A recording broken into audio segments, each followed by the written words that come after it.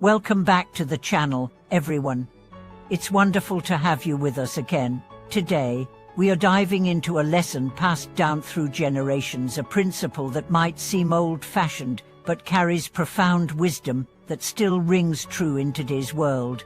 If you've ever found yourself in the middle of a dispute that had nothing to do with you, or been caught in the crossfire after trying to help two friends connect, then today's message will speak directly to your soul. The smartest people never matchmake, never act as middlemen, and never offer guarantees. Why? Because they understand that the cost of misplaced goodwill can be your peace, your relationships, and even your reputation. Let's begin with something that seems innocent: matchmaking. Imagine this: you know two people, both single, both seemingly great. You introduce them, thinking you're doing something beautiful. But weeks later, they fall out. One feels misled, the other accuses you of pushing them into something they didn't want. Suddenly, you're in the middle. You become the person to blame. You thought you were helping, but you became the emotional punching bag. This isn't just hypothetical. A man once introduced his cousin to a woman he knew from work. They had a few dates, but things didn't go well. The cousin's mother later accused him of setting her son up with someone too materialistic. The woman, meanwhile, told colleagues he was meddling in things he didn't understand. From a simple introduction, she lost respect in both circles. What went wrong? The intention was good, but love, attraction, chemistry, these are deeply personal and unpredictable forces. You can introduce, but you cannot control. You can suggest, but you cannot guarantee. Smart people understand the limits of influence. They don't overextend themselves into other people's emotions, not because they're cold, but because they're wise enough to know the weight of responsibility. Now let's talk about being a middleman, a connector, an introducer of opportunities, of business deals, of favors. On the surface, it seems like a great way to build relationships. You know someone who needs something. You know someone else who can offer it. You connect the dots. But what happens when the deal goes sour? When the service is poor? When trust is broken? Suddenly, your name is in the middle. You become the mutual friend who vouched. You become the person everyone points to when things fall apart. Consider a young professional who introduced a friend with a startup idea to his company's investor. The friend seemed passionate. The investor was curious, but a few months later, the startup failed due to mismanagement. The investor didn't just walk away. He called the young professional and said, "I trusted him because you did." This reflects on you. One connection, one conversation, a ruined reputation. And this, my friends, is not about avoiding responsibility. It's about protecting the integrity of your word. Wise people know this. Your name is currency. When you connect people, you're essentially putting your name as collateral. You're saying, "I believe in both parties," and if either one fails, your credibility cracks. Now let's look at the third trap: offering guarantees. This is perhaps the most dangerous of the three, because it doesn't just involve emotions or relationships. It involves money, legal risk, and sometimes even your financial future. You want to help a friend. They need a loan, but the bank says no. They come to you and say, "Can you co-sign?" You trust them, you believe in them, you sign.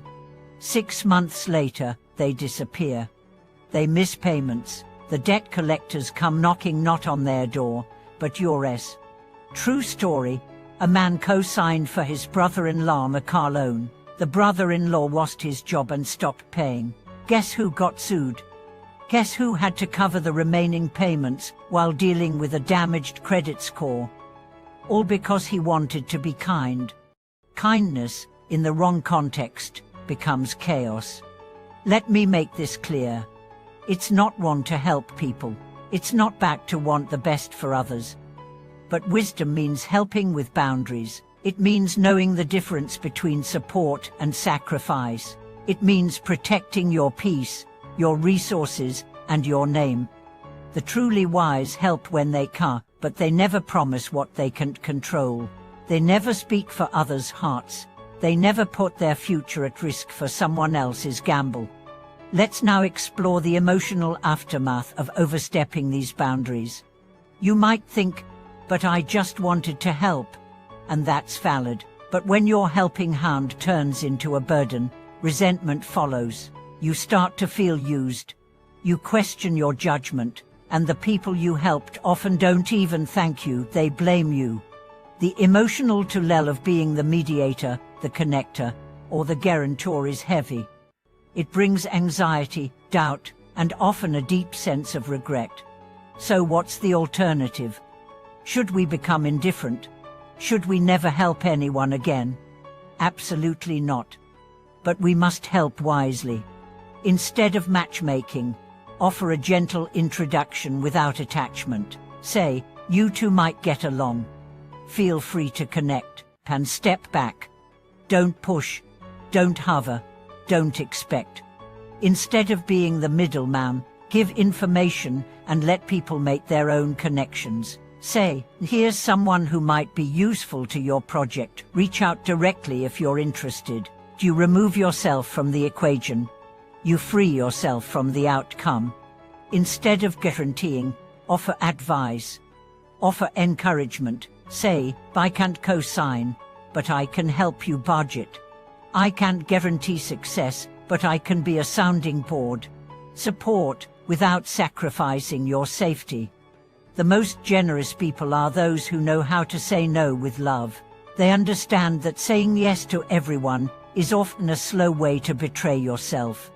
And the truth is, when you respect your boundaries, people respect you more. They trust your words. They understand your BS is sincere and your mo is wise. You become a pillar, not a bridge people walk over. Let me share one final story before we wrap up. A woman once helped a couple meet. She planned the dates, she encouraged them, she gave advice. When the relationship crumbled, they both blamed her. You told me he was a good man. You said she was ready for love. They stopped speaking to her. And she learned a painful but necessary lesson. Years later, someone asked her for an introduction again. She smiled and said, "You're both adults. If you want to meet, I'll pass a name. But what happens next is between you two." And that was the end of it.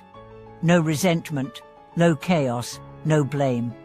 That, dear friends, is wisdom. Thank you so much for watching this video. If this resonated with you, if you've ever felt burned by helping too much, or pressured by others to fix their lives, then I hope you now understand. You don't have to stop being kind, you just have to start being wise. Please like, subscribe, and share your experiences in the comments below. Have you ever played matchmaker, middleman, or guarantor and lived to regret it? What did you learn from it? Let's talk. Let's grow. Let's get wiser together.